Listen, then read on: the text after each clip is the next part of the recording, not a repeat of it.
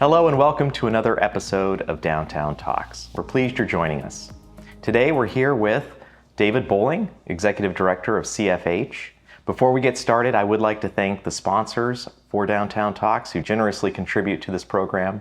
They are Amazon, Heritage Bank, Kaiser Permanente, Puget Sound Energy, and Vulcan Real Estate. Thank you for your support.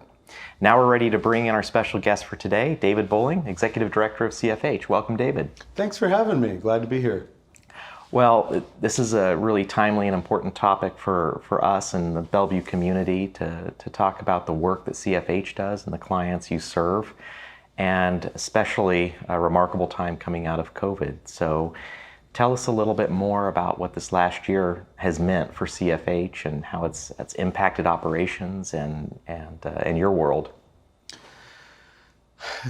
This last year's been probably one of the most consequential years of CFH's history. We went at the beginning of 2020 to providing the first 24/7, 365-day emergency shelter on the east side for men ever. And then just a couple months into that, COVID hit us. So we were building out this program that we'd been doing 6 months of the year. We were building it out year round. COVID hit us. And as the rest of the world had to do, we had to scramble to figure out how to keep our men safe, our staff safe, how to provide good services, because these men had nowhere else to go. And so with the amazing support of the cities and other funders in the community, we were actually able to expand several of our programs so that we could continue to serve men. With county support, we opened a hotel program here in town where we took the most medically fragile and vulnerable individuals, put them in a hotel so that they would be out of congregate shelter. That program is now funded so that we can keep doing that for the next 2-3 years. We were able to take our rotating shelter program where we have about 35 men a day. That's been an evening shelter. We made that 24/7 because there was nowhere for the men to go during the day and the congregations weren't using their space because they were shut down. So that continues to be 24/7 and hopefully probably looks like we'll be able to do that throughout the summer.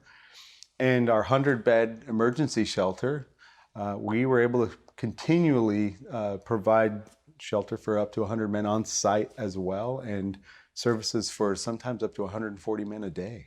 So probably one of the most exciting pieces of news that I have to share about it is, although we did have some small clusters of COVID, we learned and we did not lose any of our clients or staff to COVID. So looking forward, what's on your wish list over the next few months to the next year? I'm just so excited that our world is starting to open back up. One of the key pieces of our success is our support from the community. And one of the hardest parts of COVID is we had to, for safety reasons, ask our volunteers who would usually come on site to not come on site. And so I'm really excited in this coming year that we'll be able to invite them back on site. They give something to the men that is desperately needed. They say, "You matter." They're not getting paid to be there.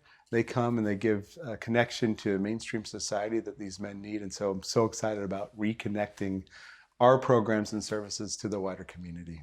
What do the volunteers do at CFH? Volunteers make up so much of what we do. We provide, I think, somewhere around 125 to 130,000 meals a year for our programs. And a vast majority of those meals are provided from volunteers.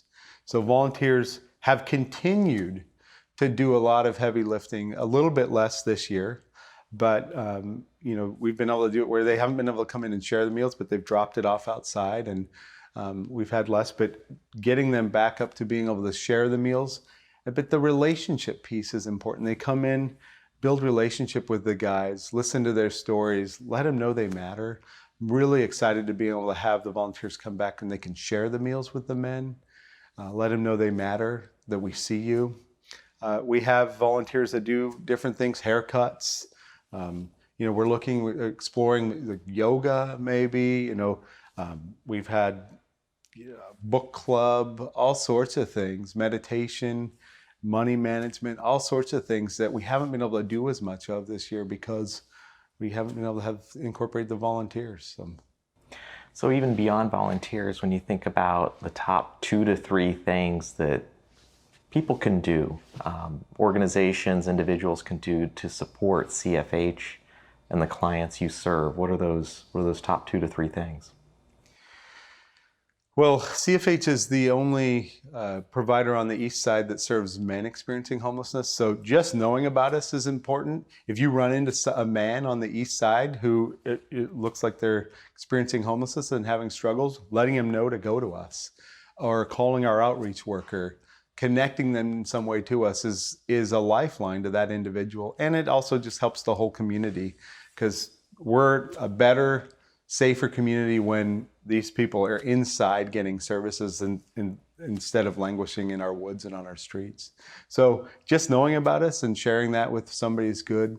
I think the power of a smile, the power of acknowledgement, I can't overemphasize, like when you're experiencing homelessness, you feel invisible, you feel like a second-class citizen. So just acknowledging someone with a smile and a hello.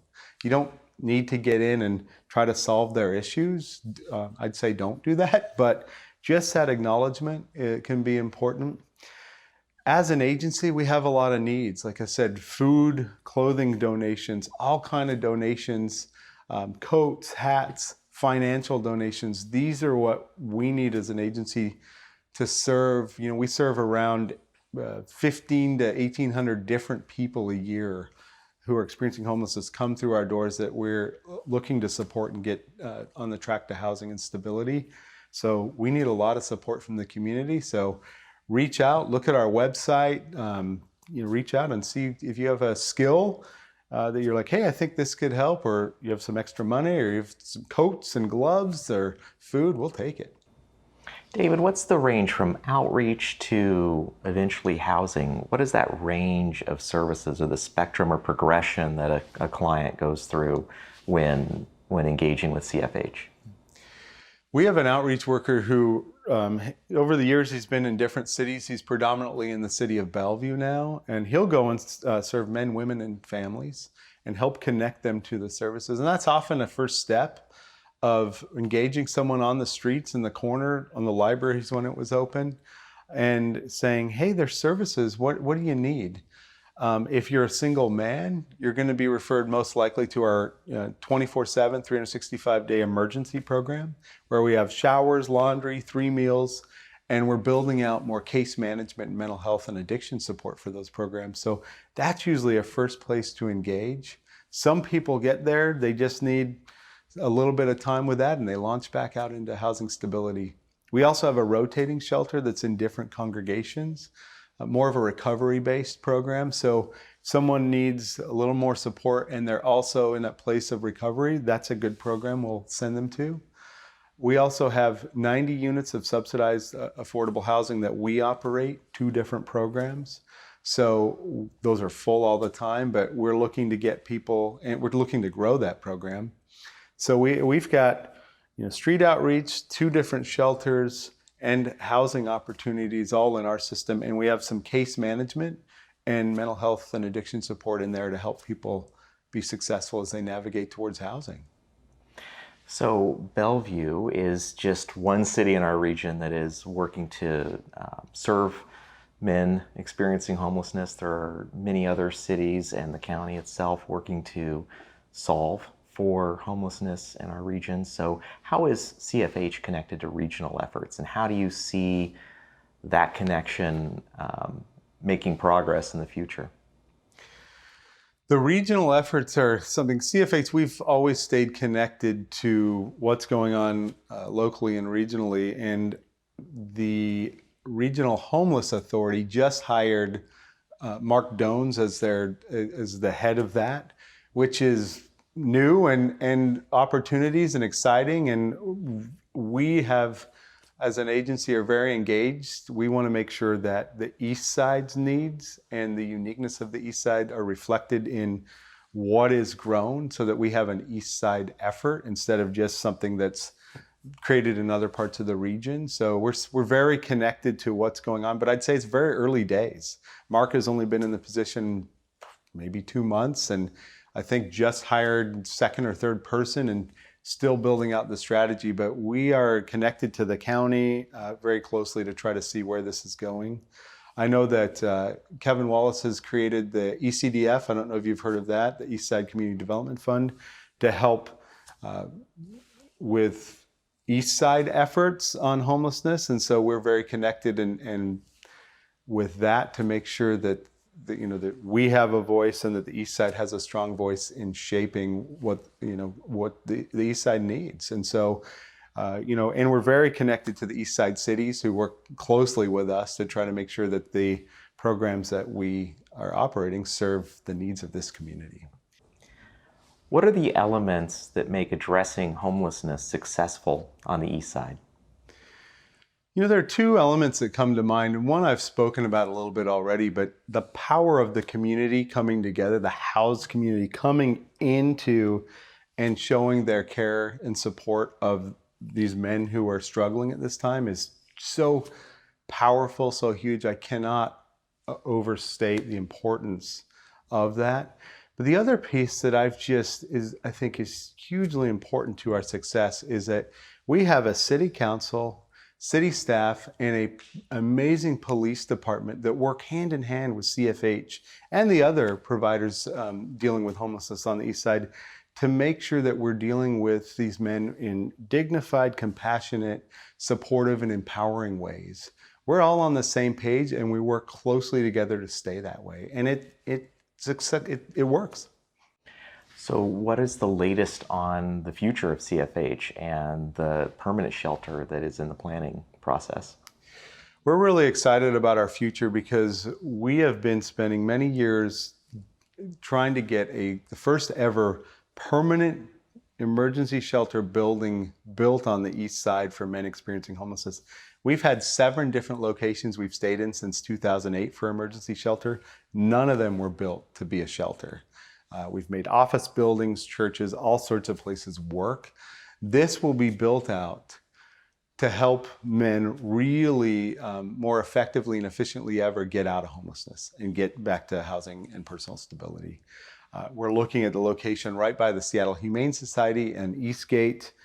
We're taking some very exciting steps. I think King County Council is this month going to move forward with approving us to buy the land over there. It's a King County piece of property. It's a 10-acre parcel, and we're really excited about the vision. We have partners with Inland Group, Plymouth Housing, and Horizon Housing, where we're going to be able to have not only our 100-bed shelter that serves about 125, 130 people a day, men coming through. There will also be, for the first ever, 92 units of permanent supportive housing, which is going to be set aside for people coming through CFH and from the Sophia Way. So East Side people who need those level of supports in the housing will get it. There's also going to be over 300 units of affordable workforce housing for families coming into that area. So this is going to take a huge dent out of our affordable housing needs and supportive housing needs. So very excited about that. And we are looking and hopeful to break ground in the next year and have this up and running in about 2 years. We do need community support for that, but we're excited with the steps that are happening.